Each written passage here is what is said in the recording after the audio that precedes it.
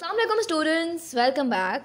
Today we are going to start a new chapter, Introduction to Algebra. तो अब हम algebra के portion के पर आ चुके हैं, तो you have to make the portion of algebra in your notebooks.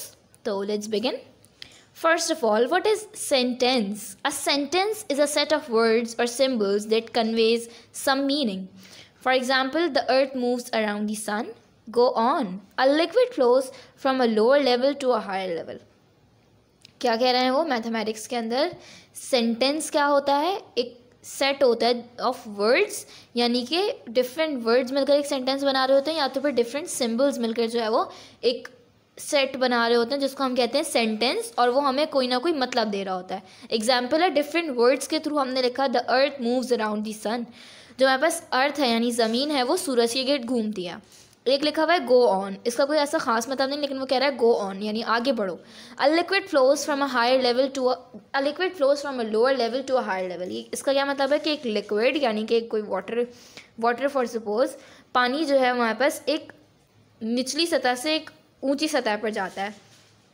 अब मज़ीद क्या कह रहे हैं वो? Sentence 1 is true, sentence 2 is neither true nor false, sentence 3 is false. सबसे पहला sentence the earth moves around the sun, उनके मुताबिक सच बात है कि वाकई अर्थ जो है वो सूरज के गिर्द घूम रही होती है. नेक्स्ट वन गो ऑन, इसके अंदर हमारी कोई फैक्चुअल मतलब कोई फैक्ट नहीं है, तो इसको हम ना ही ट्रू के अंदर लेंगे ना ही फॉल्स में लेंगे. थर्ड सेंटेंस कहता है कि एक लिक्विड जो है वो एक लोअर लेवल से हायर लेवल की तरफ जाता है, which is is false sentence, क्योंकि लिक्विड जो है हमारे पास हायर लेवल से लोअर लेवल की तरफ आता है. तो ये होगा हमारे पास सेंटेंस, और इससे हमें क्या पता चला? सेंटेंस कैसे होते हैं? ट्रू होते हैं और फॉल्स होते हैं, और कुछ सेंटेंस ऐसे होते हैं ना ही वो ट्रू होते हैं ना ही वो फॉल्स होते हैं. नेक्स्ट क्या है? Statement. A sentence that is either true or false is known as a statement. हमने ऊपर देखी थी 3 एग्जाम्पल्स. एक सेंटेंस ट्रू था, एक सेंटेंस फॉल्स था, और एक ना ही ट्रू था ना ही फॉल्स था. तो अगर हमारे पास कोई सेंटेंस ट्रू है या तो फिर फॉल्स है, तो उसको हम क्या है एक स्टेटमेंट का नाम दे देते हैं. फिर वो एक सेंटेंस नहीं रहता, वो एक स्टेटमेंट बन जाती है. In open statement, it is not immediately known whether the statement is true or false because not all the information is available. For example, he is the president of Synth Club. No one can say whether the sentence is true or false unless the word he is replaced by the name of a person. अब वो क्या मज़ीद कह रहे हैं कि statement तो हमें पता चल गया कि अगर कोई सेंटेंस ट्रू है या फॉल्स होता है तो उसको हम स्टेटमेंट कह देते हैं. उन्होंने मज़ीद बताया एक चीज़ होती है ओपन स्टेटमेंट. ओपन स्टेटमेंट एक ऐसा स्टेज होता है उस स्टेटमेंट का कि जब हम ये चीज़ नहीं पकड़ सकते कि वो जो हमारे पास स्टेटमेंट लिखी हुई है वो या तो ट्रू है या तो फॉल्स है. क्यों नहीं पकड़ सकते? उन्होंने एग्जाम्पल बताई कि फॉर एग्जाम्पल एक सेंटेंस लिखा हुआ है कि वो जो है वो सिंथ क्लब का प्रेसिडेंट है. जब तक हम उस ही को किसी नेम से नहीं रिप्लेस कर देंगे तो हम नहीं बता सकते कि फॉर एग्जाम्पल अली बोलते हैं, Ali is the president of synth club, तो अली अगर प्रेसिडेंट है सिंथ क्लब का तो ये स्टेटमेंट ट्रू हो जाएगी. वेयर एज अगर अली नहीं है तो ये स्टेटमेंट फॉल्स हो जाएगी. लेकिन अगर हमने इसको सिर्फ ही यानी प्रोनाउन से रिप्रेजेंट किया हुआ है तो हम इस चीज़ का डिसीजन नहीं ले सकते कि वो स्टेटमेंट ट्रू है या फॉल्स है, तो उसको हम कह देंगे ओपन स्टेटमेंट. अब अगर हम आते हैं मैथमेटिकल फॉर्म के ऊपर कि स्टेटमेंट्स मैथमेटिक्स के अंदर किस तरह से शो करते हैं, अलजेब्रा के अंदर हम किस तरह से शो करते हैं, तो उन्होंने लिखा हुआ है 3 + डैश इज इक्वल्स टू 7. अब यहाँ पर हमारे पास डैश फील्ड नहीं है, तो हमारे पास क्या है एक ओपन स्टेटमेंट है. वेयर एज हमने वैल्यूज पुट करना स्टार्ट करी, डैश की जगह हमने लिखा 2, 3 + 2 इज़ 5 नॉट 7. दैट मीन्स ये स्टेटमेंट कैसी हो गई? फॉल्स हो गई. सेकेंड वन हमने 5 ऐड किया, 3 + 5 is equals to 7, 3 + 5 does not equals to 7, it's equal to 8. तो फिर भी क्या हुआ? ये ओपन स्टेटमेंट अब फॉल्स स्टेटमेंट में कन्वर्ट हो गई. लास्ट वन में लिखा हमने 3 + 4 इज इक्वल्स टू 7, 3 + 4 वाकई 7 के बराबर होता है, तो ये स्टेटमेंट कैसी हो गई? ट्रू स्टेटमेंट हो गई. पहले ये वाली स्टेटमेंट कैसी थी? ओपन थी, क्योंकि इसके अंदर हमें आंसर पक्का नहीं क्योंकि हमारे पास टोटल आंसर नहीं था, तो हम इसको ना ही ट्रू कह सकते थे ना ही फॉल्स कह सकते थे, इसलिए हमने इसको ओपन स्टेटमेंट का नाम दिया. Variable. A variable is a symbol that represents a quantity the value of which is not known. जैसे कि हमने पिछले उसमें देखा था कि हमने बॉक्स की जो जगह थी वहाँ पे हम किसी वेरिएबल को भी लिख सकते हैं. जैसे हमने यहाँ पे हमें नहीं पता कि क्या वैल्यू आएगी, तो हम उसको जो है एक वेरिएबल यानी कि एक अल्फ़ाबेट के थ्रू भी शो कर सकते हैं.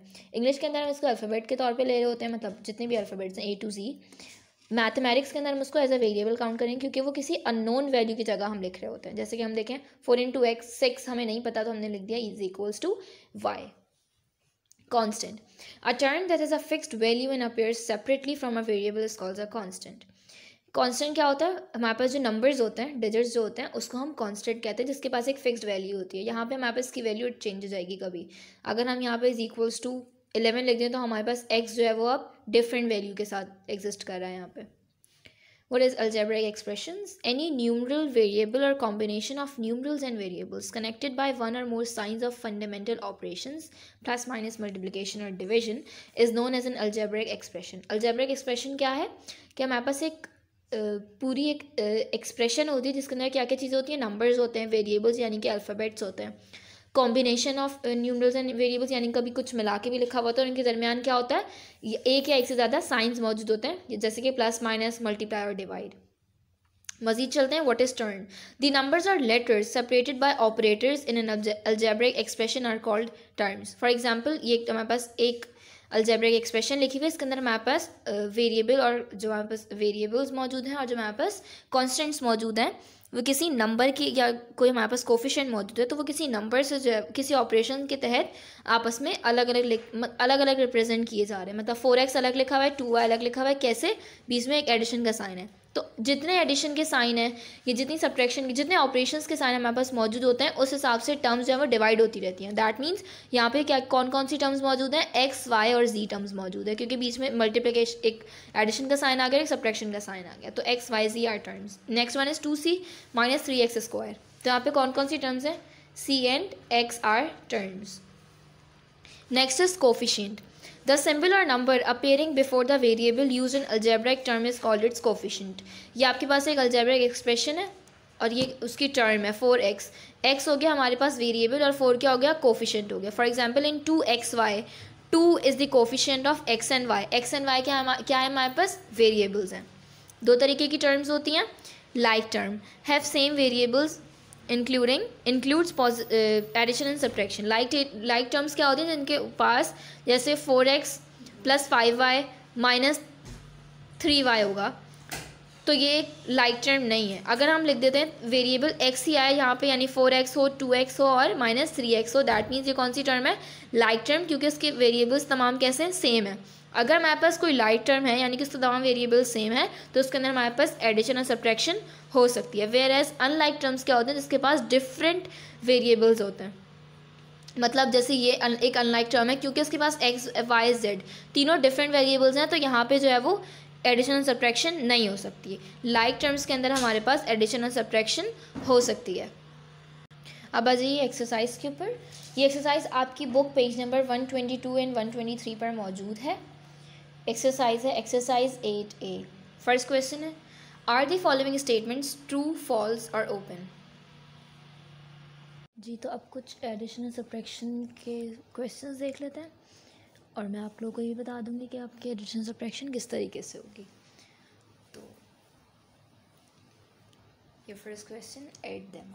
एडिशन है हमारे पास 2x प्लस 3y को ऐड करना है हमें x प्लस वाई से. पहले हम इसको वर्टिकली राइट डाउन करेंगे. 2x प्लस 3y और इधर लिख देंगे हम x प्लस वाई. एडिशन करनी है, आप डायरेक्ट एडिशन करेंगे साइंस को देखते हुए. प्लस है दोनों, 3y plus Y is plus 4y. 2x plus x 3x. Next question, 4y plus 2z add करना है हमें इसके अंदर z. 4y plus 2z. हमें पता है सिर्फ लाइक टर्म्स ऐड होती हैं तो हम z को 2z के नीचे लिखेंगे, बाकी 4y के नीचे कुछ भी नहीं आएगा. आंसर हो जाएगा हमारा 4y plus 3z. Third question है, 3 टर्म्स है हमारे पास.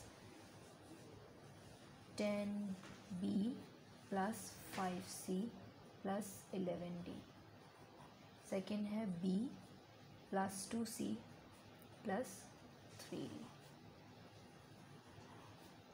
11 प्लस 3 इज 14d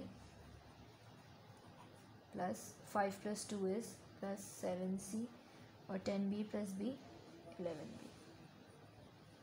ठीक है. अब ये जो पार्ट 4 और 5 है, 2x plus 3x plus 4x बहुत सिंपल है. और a + 3a + 7 है, ये आपके दोनों होमवर्क है। चलते हैं आप सब्ट्रैक्शन की तरफ। सबसे पहले सब्ट्रैक्शन करने से पहले आप ये चीज़ देख लीजिए, साइन बॉक्स होता है, मतलब हमारे पास जो सम्स होते हैं यानी ऑपरेशंस होते हैं प्लस और माइनस, वो मल्टीप्लाई होके, यानी अगर दो जैसे फॉर सपोज लिखा हुआ है माइनस भी है और प्लस भी है, तो क्या होगा, प्लस और प्लस प्लस ही रहेंगे, plus minus minus minus plus होता है, और माइनस इंटू प्लस माइनस होता है। अब पहले देखिए 3a - b सब्ट्रैक्ट हो रहा है a + 4b, तो हम लिखेंगे 3a - b, नीचे लिखा a + 4b। अब क्या करेंगे हम, सब्ट्रैक्शन का ये रूल है कि वर्टिकली जब हम सब्ट्रैक्ट कर रहे होते हैं तो जो हमारे पास सेकंड टर्म होती है उसके साइंस को हम ऑपोजिट, मतलब साइंस को चेंज कर देते हैं। प्लस है तो माइनस हो जाएगा और माइनस है तो प्लस हो जाएगा, तो यहाँ पे दोनों ही प्लस थे तो हम इन दोनों को माइनस कर दिया। अब हम सब्ट्रैक्ट करेंगे, कंसिडर हम अब इसी साइन को करेंगे, तो -b - 4b, माइनस माइनस क्या होता है, प्लस होता है, साइन माइनस का ही आएगा, ये हो जाएगा -5b। Next one 3a - a, ये हो जाएगा हमारे पास 2a। Second one 6c + 5d + e,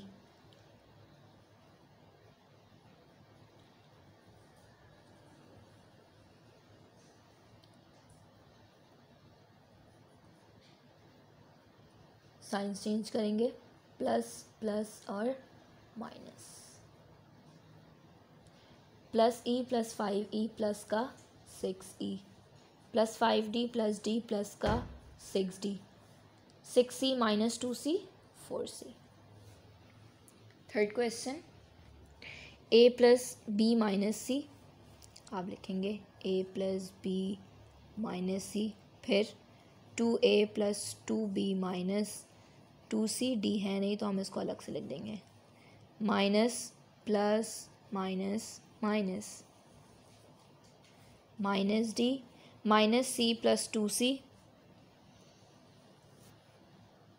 plus का c, फिर प्लस b - 2b, तो हो जाएगा माइनस का b और a - 2a माइनस का a। तो सब्ट्रैक्शन के लिए आपके पास 4 and 5 2x - x करेंगे और 11u + 15v - u + v, ये दोनों आपके होमवर्क हैं। और ये आपका इंट्रोडक्शन टू अलजेब्रा का चैप्टर कंप्लीट हो जाता है। यहाँ पे you have to copy down all the questions जो मैंने आपको बताए हैं, सॉल्व करके दिखाए भी हैं, और जो मैंने आपको होमवर्क दिया आपने वो लाजमी करना है अपनी कॉपी पर, ठीक है जी। Thank you so much.